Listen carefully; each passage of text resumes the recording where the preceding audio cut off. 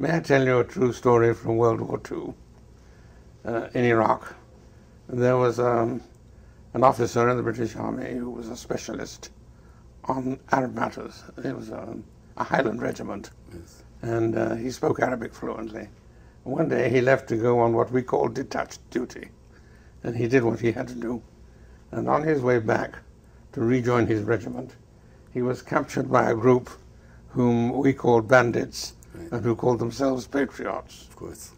And they treated him very courteously. They tied him hand and foot, and they said, we're going to kill you, of course, but not immediately, because our leader is away and we want to keep him. We want to keep you alive until he gets back so that he can meet you and talk to you.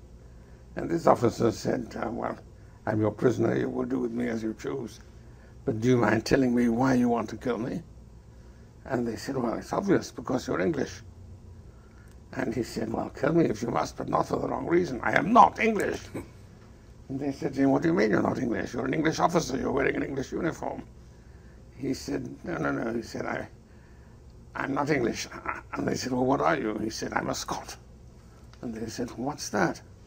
Hadn't a clue. So he tried to explain to them that in Britain there were two people, Scots in the north, English in the south. He said, we have a common government which is called British, we serve in the same army which is called British, wear the same uniform which is British. Just as here in Iraq, you have an Iraqi government and an Iraqi army, you have Kurds in the north and Arabs in the south, you're all Iraqis, but a Kurd is not an Arab and an Arab is not a Kurd, but it's like that with us. An Englishman is not a Scot and a Scot is not an Englishman, and I am a Scot. There was a moment of silence. And then one of them came up to him with a knife, said, don't be alarmed, I'm cutting your bonds. We wouldn't dream of harming a fellow Kurd. That's a great one.